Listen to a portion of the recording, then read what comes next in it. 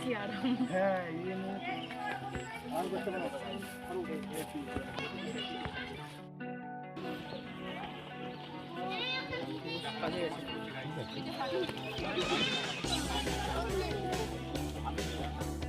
আমি তো সব জায়গাতে থেকে যাচ্ছি আর যখন ওরা দুটো দাও না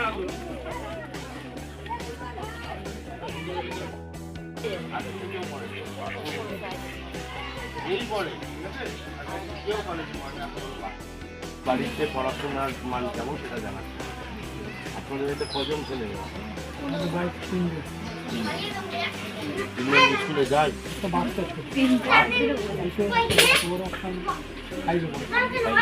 হাই স্কুলে যায় প্রতিদিন যায় মানে সবাই যায় কার ক্যামেরায় উঠলো সঞ্জিতের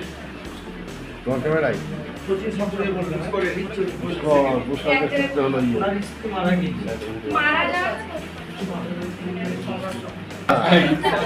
যারা বাড়িতে আছে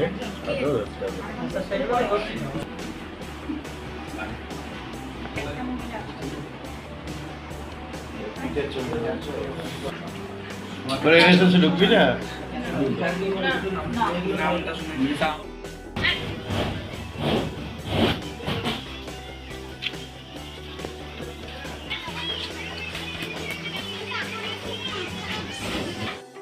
বেঁচে দাঁড়িয়ে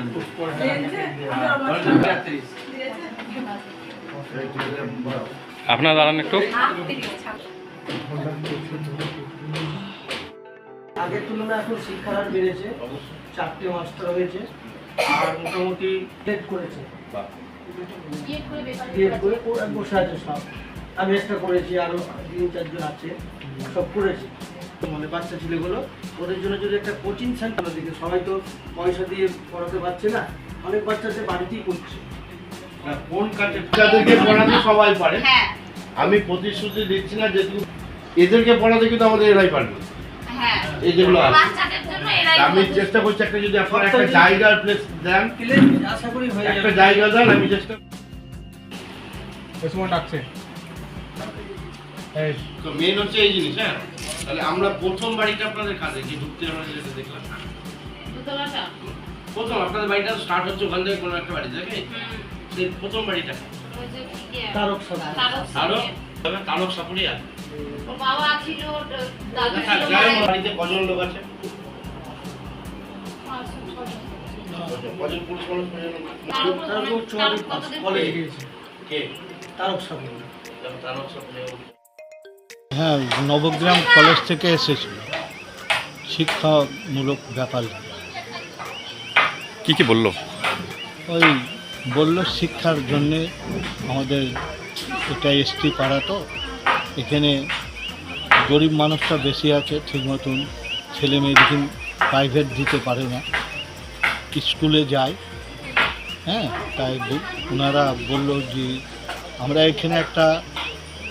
কোচিং সেন্টারের মতন আমরা করব টিম দিয়ে তোমাদের বাচ্চাগুলো পড়াশোনা করে যাতে শিক্ষাটাকে আগিয়ে নিয়ে যেতে পারে এবং তাদের যাবতীয় যে এমনি পেন্সিল খাতাপত্র যেটুকু পারবো আমরা কলেজ থেকে আমরা নিয়ে যতটা পারবো দেখব ওনারা খুব ভালো আমাদের এই এসটি পাড়ার উপরে কথাটা বলেছেন বা আমরা খুব দরিদ্র সীমার নিচে বসবাস করি এটা হলে পরে আমাদের বাচ্চারা শিক্ষা লাভ করবে বা পড়াশোনাটা ভালো বহু উপকৃত এটা আমরা পেরে পরে জীবনে তো কোনো দিন পাইনি কোনো দিন এরকম পাইনি আপনার নাম আমার নাম হচ্ছে মধু সাপুরিয়া এটা কোথায় এটা নবগ্রাম কাছারিপাড়া